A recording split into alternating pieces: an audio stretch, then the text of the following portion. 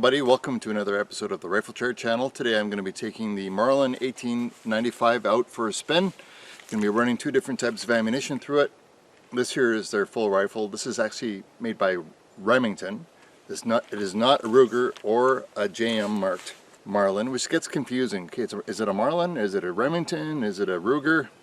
Long story short, this one they're all manufactured by Marlin, but this one was manufactured when Marlin was owned by Remington. And there's quality assurance problems that started to occur with the Marlin line when that occurred. But I've been carrying this rifle in the field for years, and it's never let me down. Even though it's got a couple little things about it I don't like, but I'm not gonna. This is not about that. I'm just gonna be talking about performance today. I'm gonna be running two different types of ammunition through the rifle. I've got a target up here. I'm just going to verify my 0 at 50 meters. And I'm going to be running two ammunition types through it. One is the 325 grain Hornady FTX, which is kind of cool. It's a jacketed bullet, but with a polymer tip, like this.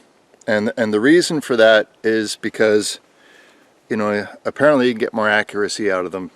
They're more aerodynamic than a flat tip bullet like what we have here. But we'll see. This is not about precision. This is just about penetration and performance. So terminal ballistics is what this video is about. It's not about shooting because I'm just going to be shooting in the kneeling position. I'm not going to be adopting the prone. I'm not shooting off of bags. And essentially what I'm trying to do is simulate what it's like, kind of being out in the bush, working, running chainsaw, and kind of remote wilderness locations, as I actually am, running chainsaw out in the middle of nowhere. And we have, in northwest BC, we have some of the highest populations of grizzly bears and black bears in the world. We're right next to Alaska. So this is one of the reasons why you own a rifle like this. Now, here's the thing, is that a lot of factory ammunition for the 4570, I'm not saying that this is, but it definitely doesn't pack a wallop like these hand loads that I've made up. This here is a 400 grain Jet Hunter bullet, and the bullet comes down to right about there. You can kind of see where the bullet, how far down the bullet has been seated. You can see that little bulge right there. That's how far down the bullet is. So that 400 grain hard cast bullet is coming out of this rifle at around 1800 feet per second. The Hornady ammunition is 325 grains, and it's running a little bit faster at 2050 feet per second. So it's got about 205. Is that right? Yeah, 2050 feet per second. So it's got about 250 feet per second faster. But what do you think? Which is going to give you better penetration? Is it going to be the 400 grain cast load, or is it going to be a 325 FTX? Copper jacketed bullet with a polymer tip or a nylon tip. So to test it, I'm going to be shooting at I'll show this to you here. To try to figure out what kind of penetration I'm gonna get. I'm going to be shooting at this stump, or this pine firewood round. It's got about an inch of sap rot around it, but generally the interior is relatively sound. It's wet, it's spongy, and I'm just going to see which I'm going to chop it apart with a maul later and see which bullet penetrated further. It's a pretty simple test, really. So that's what I'm going to do. It's it's once you've been charged by a grizzly bear, your life changes. And when it's happened to you multiple times, as it has with me, black bears and grizzly bears, then you have a little bit of a different kind of outlook on priority setting. First of all, is education, is to make yourself familiar with, okay, maybe I shouldn't be at this location at this time because it's obviously got bears in it. I can go work somewhere else. This is the simple application of the hierarchy of hazard controls. If you look at it from an occupational health and safety perspective, as to what are you doing and why are you doing it that way? And so This is just one of those tests, kind of maybe an insurance policy. Is my train of thought accurate, or am I misleading myself by hand loading these rounds for the purpose of dangerous animal defense? So let's run the test and find out.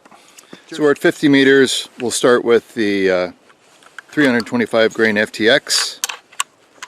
I have to admit, even though these things have a nylon tip on them, I don't particularly like, this gives me the heebie-jeebies, something about that. They're supposed to be perfectly safe, but whatever.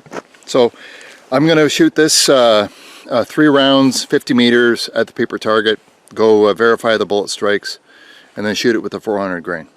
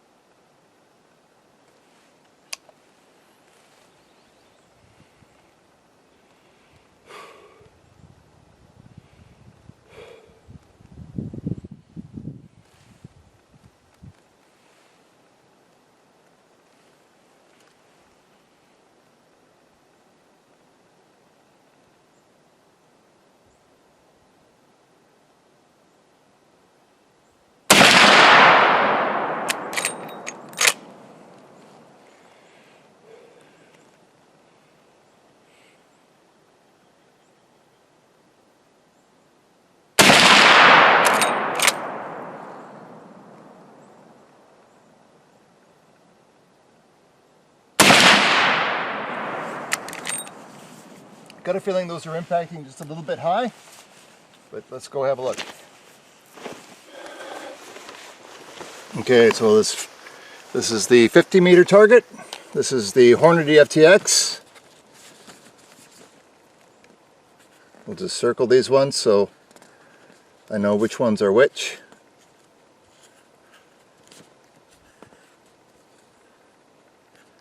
Okay. Mosquitoes. Mosquitoes are getting me. Okay, 400 grain next. Okay, what I should probably tell you about this load is this is a non-canister powder that I've got in here. It says it's closely regulated to IMR 4198, but it is actually a non-canister powder. Now, I don't know if you guys know what that is. The powder is actually manufactured by General Dynamics Canada. So this is a non-canister load. It does what I need it to do because I'm a hand loader and I can work up my loads. But this load that I've just loaded into the Marlin here, or the Remington Marlin, is not something that you would run out of a US Springfield trapdoor. It's not something you would run out of kind of the old antique vintage rifles. It's just too powerful. It's just too powerful. But I can run it in the Marlin 1895 because it's a super strong action. I can run it in a Ruger number 1. Pretty much most 98 kind of Mauser 98s and so on. You know, I don't think I'd run it in a Lee Enfield, but let's give this a go. Oh, and incidentally, in case you're wondering why I'm not shooting this off a bench or in the prone, is because this 400 grain load, it's not a lot of fun to shoot. Let's put it that way.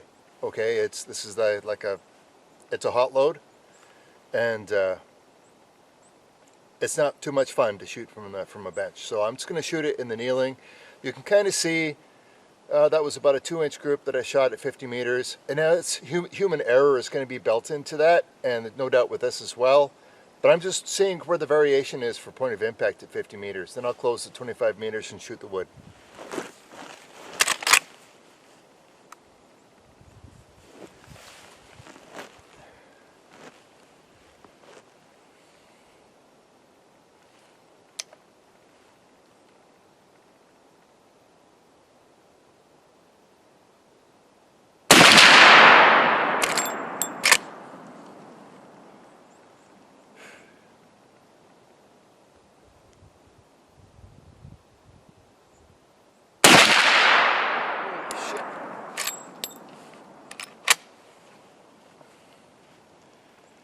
Whew.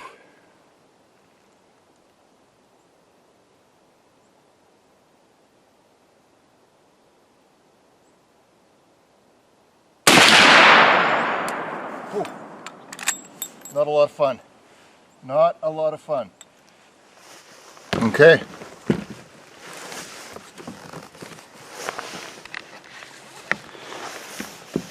So that's not a bad grouping for the 400 grain. Let me tell you, it really packs a wallop. It really packs a wallop. And it's really interesting to me is that the flat points are really making a much nicer hole than the pointy bullets from the Hornady, the FTX rounds. And I suppose I shouldn't be too surprised that the average group, I'd say the mean average point of impact, I'd say that's probably a flyer, but we'll say that's the middle, and that this is the middle, so that's basically 1 1/4 inches lower.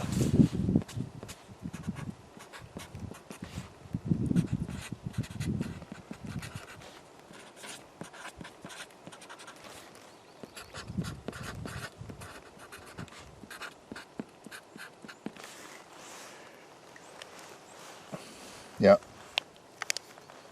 Okay, so let's do the penetration test.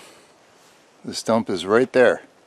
There's 2 little green dots on it, and I'll shoot, let's see here, I'll shoot the Hornady at the top green dot, and I'll shoot the hand load at the lower green dot.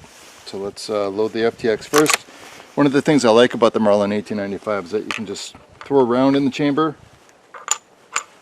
close it, and you're good to go. So that's a quick reload situation that not only do I use in lever guns like the Marlin, but in 12 gauge pump action shotguns. Just throw a slug in the chamber, close the pump, boom, you can do it. You don't have to manually feed all of your rounds into the tubular magazine. Okay, so first is the Hornady, second is the cast load.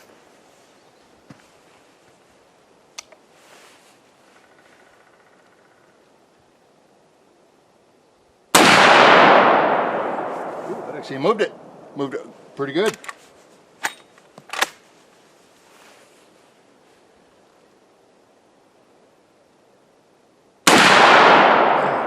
Geez, that thing is hard to shoot.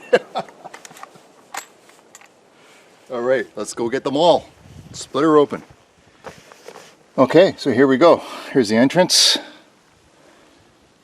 Jet Hunter bullet 4 a grain. Deposit itself right here. You can still see the gas check on the projectile. Let's take a measurement from there to there. Is 10 3/4 inches of penetration through solid pine. Wow, no wonder these things are so unpleasant. But that is a devastating wound channel to any living creature. I mean, this is solid wood, and you're getting almost 11 inches of penetration with a 400 grain Jet Hunter bullet. Okay, let's open up the FTX and see what kind of penetration we got there. Okay, so here we go. We got both of them laid out here. This was really difficult to section so that I could show you guys these channels. But thankfully I have them all on an axe, and I know how to split wood. Okay, so here we have, this here is the FTX, the Hornady FTX. You can actually see, actually the weight retention is not too bad. It's not too bad at all. There's your nylon tip. It made it about, what does it say, almost 2.5 inches into the log. And then there's the Jet Hunter bullet and the non-canister 4198. By the way, that's a Magnum primer in that one as well. You know, we're talking 10.5 to 10 3/4 inches of penetration versus 6.5 to 7. And so, hand load, factory ammunition, just goes to show what the 4570 is actually capable of when you have an experienced hand loader with a specific goal in mind. I'll just talk about that goal just in a minute here, but I just wanted to show you the comparison of the two ammunitions on the same piece of wood. This one actually had the benefit because it was only about 1 inch from the surface of the wood, so it was wood was punching up. Chunks and bits of wood were being blown about. But, yep. So there you have it. One of the benefits of owning a 4570, or I should say a Marlin 1885, chambered in 4570, is that you have a wide assortment of ammunition types that you can actually choose to shoot out of your rifle, depending on what your philosophy of use for it is. Being a hand loader for the 4570 is a huge, giant advantage. Otherwise, you're paying a horrendous amount of money to get custom-made ammunition or dangerous game, animal defense ammunition that you could run out of the rifle. I will say is that the 4570, if you want to run full house loads, it kind of stops where the 458 Winchester Magnum starts. So you're kind of wandering into that territory just a little bit. But in a fast, relatively lightweight lever action, with the possibility of quick reloads, fast reloads. So that's super cool, and I've just been a huge, giant fan of the Marlin 1895. But I think the demonstration kind of proves a point.